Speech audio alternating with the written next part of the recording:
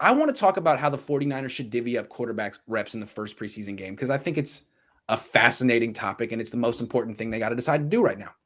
How do they handle this? Okay. So most of the time in the first preseason game, the starters play a couple series. That's how I would handle Jimmy Garoppolo. We're playing dumb here. He's the starter one way or another. No matter how you really feel privately, he's the starter. That's the narrative. So he starts, plays 2 series, and very short passes.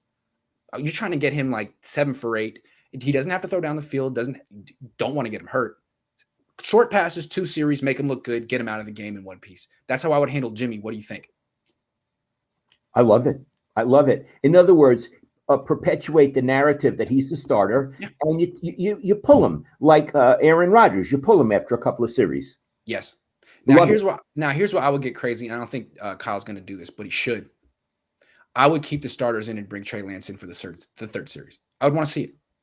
I would have them maybe 1 or 2 series with the starters. I want to see it. And then I would take the starters out and I would bring in the backups and I would play Trey Lance till the end of the first half. And I'd give him the first series in the third quarter too, because I'd want him to go through the halftime adjustments. Iggy, I love what you're saying. And there's another reason. There were only 3 preseason games. 3. It's not like in the past. So you gotta do it quick. So I really like what you're saying. Also, again, the pandemic, 1AA football canceled their season after the first week because of the pandemic. So he only played 1 game last year. He's played 1 game in the last 21 months. He needs to play. If you think he might be someone that could start week 1, week 2, week 3, you got to give him a ton of experience in the preseason. And there's only 3 games. And Iggy, if there's only 3 games, I don't know how they're going to handle the 3rd game. Usually the 4th game was baloney. Right. They didn't play anybody. Right. Are they going to do that in the 3rd game, or is it going to be a real quote unquote preseason game? I don't know. I asked Kyle today. He said that 3rd game, I think he said it would be the dress rehearsal. So maybe they're just canceling that 4th game and saying, sorry, end of roster, guys. You're going to have to prove yourself in practice. Love it. Yeah. Okay. What happens after you take out Trey Lance? Okay. This is what I would do. And I don't think Kyle would do it. But honestly, I would play Trey Lance to the end of the 3rd quarter. I want him playing like a half, 2.5 quarters. And then the 4th quarter, I'd play Rosen because I really want to see what Rosen has. I wouldn't play Sudfeld at all. Nothing against Sudfeld. He's here to run the scout team. I've seen him in person. He's not gifted. He's a hard worker. I want to see what Rosen has. He matters more. I would play those 3 and let Sudfeld sit on the bench. I don't think it's going to go like that, but that's what they should do. I love how bold your plan is, and I approve of it. I love it. They got this kid Rosen, and they don't really give him very much time in practice. And he'll have one day where he'll throw an interception, and Kyle Shanahan will say something really dismissive about him, which is kind of crushing. And then today he comes out and throws a 50-yard touchdown pass up the sideline that was gorgeous, like a rainbow. Thinking, man, maybe if he could just get a little confidence. Who knows? He's 24. He's got a rocket arm. I want to see him. The Niners should not give up on him. He really hasn't had a fair chance in camp yet. So, Rosen, I want to see him. And we said before, but we'll say it again. Kyle had him at the end of last season. Yeah. Should have played him.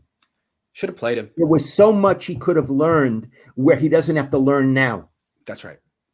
That's right. And I want to see Kyle Shanahan be a positive mentor teacher to Trey Lance and Josh Rosen, because I know Kyle Shanahan can be the nitpicker guy who is very critical like me with his veteran quarterbacks. But I have a feeling Bill Walsh, when he was nurturing young guys, although he was demanding, I bet he was also a very good mentor who brought out people's confidence. Iggy, I have to tell you something. I don't know one way or another, but I can tell you this. I never heard Bill Walsh praise anyone. That's interesting. I never heard him praise anyone. He had a very tumultuous relationship with his father. And it affected Bill. I don't think the father ever praised him, and I think there may have been some hitting that went on. And some people who emerge, not all, of course, from situations like that, find it hard to be open-hearted and generous. Fair. Bill could be a very nice man. Right. And he could be a good friend. Honestly, I never heard him praise anyone. And Steve Young even said to me, Lowell, when we do stuff in during the week in this regular season, and I have to do certain passes, and etc. When I'm done and I've done everything exactly how he wants, Steve said to me, he never says, "Good going, Steve." He said, "Okay, we got that. Let's move on to the next one." Steve made a point of telling me that. Interesting. Well, Yeah. I shouldn't have referenced Walsh because I never met him. I guess the guy that I'm thinking of when I think of what Kyle Shanahan needs to be, this mentor type of coach, Robert Saleh. I know. I've seen Robert Saleh do this. He did it with me. Robert Saleh will talk to a player or me and be like, "Grant, I see something special in you. We're gonna get it out. I'm gonna get you. We're gonna prove that you have this that I see." And it makes you want to prove a guy right. I know that Robert Saleh can do it. I know that Josh Rosen needs that, and I hope that Kyle Shanahan can do it for him. And I hope that he can do it for Trey Lance too, because I wonder about Kyle Shanahan. He can be very cutting. Yeah. And Iggy, just quickly about Salah, one of the reasons you are where you are now, which is in a wonderful place, is because of Robert Saleh. He said, "Focus on video." So I did. He was right. Yeah.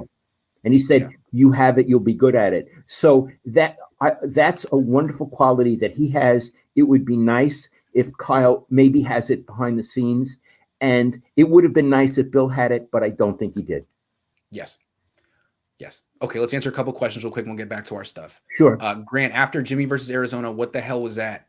Yeah, that game 1 last year against Arizona was not good. And that's the thing. If they start Jimmy week 1 this year, he's 1-2 in week 1 as a starter with a 75 quarterback rating. He's a slow starter. So it'll be interesting to see how that works out. Do you think they should trade Jimmy to the Bears and get Yeah, that'll happen. Too late. Last one real quick. 2 more. Hold on. No question, Bay Area transplant here in Albuquerque. The Cohns have kept me plugged into my teams for decades. Thanks to both of you. Thank you. Thank you. Thank you very much. All the way from Albuquerque. Julio says, let's talk about Verrett and E-Man locking it down. Best cornerback duo in the NFL. Yeah, real quick. Dad, the Niners corners look really good. I got to give him credit.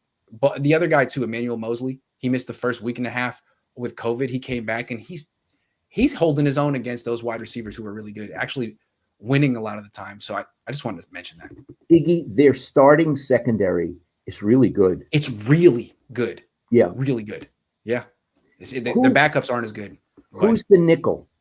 K'Wan Williams, hell of a player. That was always Robert Saleh's secret weapon on the chessboard because he's 5'8" and you can't really see him when he's blitzing. He's so small. So what he would do is he'll like have D Ford on one side, like standing up, kind of drawing attention to himself, and then he'll drop out. And then you bring the blitz from the other side, and the blitzer that you can't find is 5'8". Boom, love it. Work. Love it. Yeah.